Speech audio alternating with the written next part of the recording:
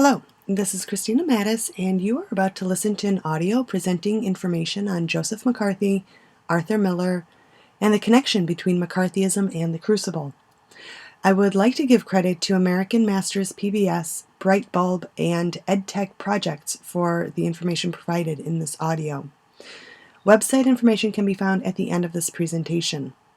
While you are able to listen to this audio as many times as you wish, I would highly suggest taking notes on this information so that you can easily retrieve it at a later point in time, especially during class when we speak about Miller, McCarthy, and the Crucible. So let's get started. What is McCarthyism? Well, throughout the 1940s and 1950s, America was overwhelmed with concerns about the threat of communism. Specifically, the communist concern was in Eastern Europe and China. Capitalizing on those concerns, a young senator named Joseph McCarthy made a public accusation that more than 200 card-carrying communists had infiltrated the U.S. government. Though eventually his accusations were proven to be untrue, his zealous campaigning ushered in one of the most repressive times in 20th century American politics. While the House Un-American Activities Committee had been formed in 1938 as an anti-communist organ, McCarthy's accusations heightened the political tensions of the time. Known as McCarthyism, the paranoid hunt for infiltrators was notoriously difficult on writers and entertainers, many of whom were labeled communist sympathizers and were unable to continue working. Some had their passports taken away, while others were jailed for refusing to give the names of other communists. The trials, which were very well publicized, could often destroy a career with a single unsubstantiated accusation. Among those well-known artists accused of communist sympathies or called before the committee were Dashiell Hammett, Waldo Salt, Lillian Hellman, Lena Horne, Leonard Bernstein, Charlie Chaplin, and even Arthur Miller himself. In all, 320 artists were blacklisted, and for many of them, this meant the end of exceptional and promising careers. During this time, there were few in the press willing to stand up against McCarthy and the anti-communist machine.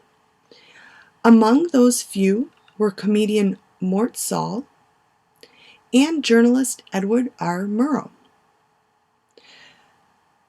Murrow's strong criticisms of McCarthy are often cited as playing an important role in his eventual removal from power. By 1954, the fervor had died down and many actors and writers were able to return to work once again. Though relatively short, these proceedings remain one of the most shameful moments in modern U.S. history.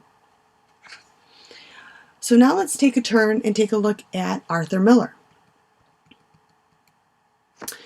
The author, Arthur Miller, made a conscious attempt to link the two ideas, the Salem witch trials of 1692 and McCarthyism of the 1950s.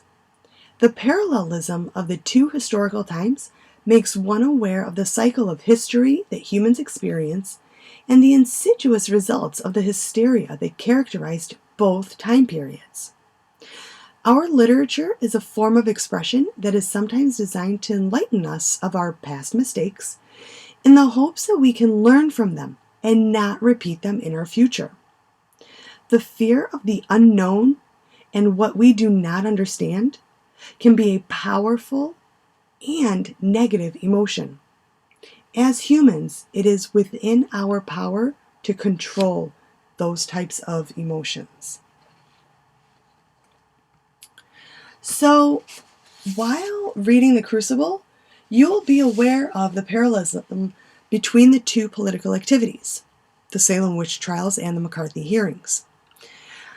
As you read, you will be expected to be able to compare the two, because understanding the symbolism within the Crucible means understanding the similarities between McCarthyism and the trials that took place, and the Crucible. In this chart provided here on this screen, you're able to see some of those connections made, some of those parallels. I'm not going to read these parallels for you right now because I'm sure that you're very well capable of doing that on your own.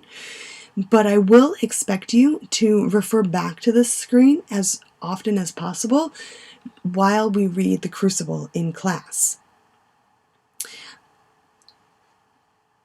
Essentially, the witch trials, in addition to the similarities between McCarthyism and the Crucible that we will discuss in class and posted on the screen, the trials symbolize the effect of intolerance, extremism, and hatred.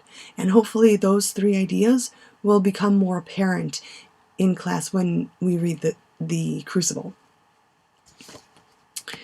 I thank you for your attention, and I hope that this slideshow and narration and audio provide you slightly more information about McCarthyism and the connections that it has to Arthur Miller's The Crucible. These are the references which I had mentioned at the beginning of this audio. The information in this audio and slideshow and overall presentation came from these sources, so I do give complete credit to these three websites. Thank you for your attention.